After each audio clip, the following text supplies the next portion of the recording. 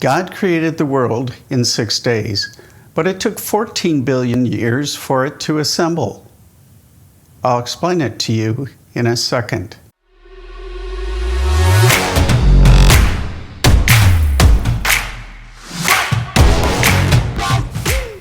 Let's start with a thought experiment. We have 2 girls to help us with the story. Charlotte and Sophia were each given 100,000 Legos and an assignment to create a 10-foot model of the Eiffel Tower. Charlotte got right to work putting the pieces together. One by one, she started putting pieces on top of each other, building the tower from the ground up. This is the way most of us would handle the project, and it's hard to think of a different way of doing it. But there is another way, and it's not building it from the top down. Sophia's way was accomplished in 2 distinct steps. Let's see how she did it. First, Sophia sat at her desk with a cup of coffee and examined and studied each Lego carefully. She pondered especially how the pieces fit together. With that information in hand, her imagination took her to a theoretical solution for building the tower. We'll call this first step, step 1, thinking. After that step, she moved on to what we'll call step 2, shaking. She put 10 Legos in a box and shook them for a few minutes. Upon opening the box, the pieces fell out just as they were put in.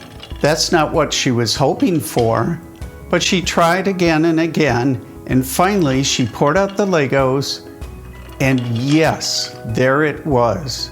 2 of the pieces were stuck together at their corners. It wasn't a perfect fit, but it was something. That's part of what she had envisioned. Sophia went back to the drawing board and strategically placed thin little magnets on each of the pieces to help them attract each other. For example, on the blue pieces, she put the magnet here, and the red ones, she put it there. As you could see, she varied the size and the shape of them as well. Then she put the pieces back in the box and shook them again. This time when she opened the box, 2 of them were stuck together in a better orientation than before, and she said, yes, it's working. With this success, she continued to improve the Legos with electrostatic charge, Velcro, pine tar, etc., until she had the pieces just right.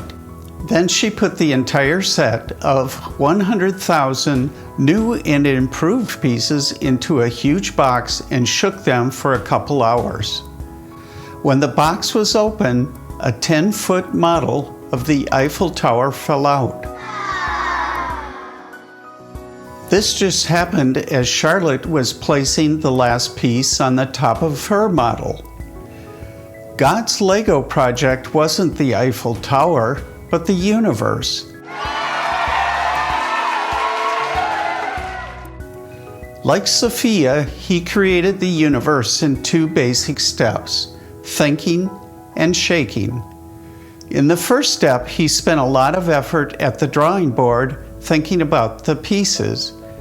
He imagined building blocks that could be linked to each other in countless ways, so they could form things as diverse as stars, rocks, trees, and people. And not only would the pieces have the versatility to compose a wide range of items, he designed them with an impelling force to self-assemble too. In the second step, shaking, God put all the pieces into motion at a point we refer to as the Big Bang. They moved around in such a way that the entire universe would form exactly as it is today. He put an estimated 10 to the 80th God-designed Legos into motion to form the universe. That is the number 1 followed by 80 zeros. He could have put it together piece by piece like Charlotte, but he did it in a way that is mind-boggling. God not only created a masterpiece, he did it as the ultimate artisan. It took God 6 days to imagine and think through the project, and 14 billion years for it to assemble. So how long did it take God to create the universe? It depends on how you measure it and what one day means to God. One day in His world probably makes no sense. It is important to acknowledge that God lives in a world totally different than yours. He is not physical. So if you try to project your physical and time-bounded world on Him, it doesn't work. God has no physical sun, moon, or clock on the wall. He has and will exist forever, so time has a much different meaning in His world. Maybe for Him, there is no such thing as time. It makes more sense that God measures change in terms of effort and outcomes. Thus, it is better to think God used 6 chunks of effort to design the universe. Then why did He tell people a few thousand years ago He did it in 6 days? Because they measured their chunks of effort from sunup to sundown. He wanted to give them an idea of His exertion in designing the universe, so He put it in terms they could understand. If you think about creation in terms of the assembly process, the scientific evidence points to a time of 14 billion years. Both cosmology, the stars above us, and paleontology, the earth below us, come up with answers of very, very old. Not 6 days, but billions of years. Both Christians and scientists are correct. Christians read the Bible and see God did His work in 6 days.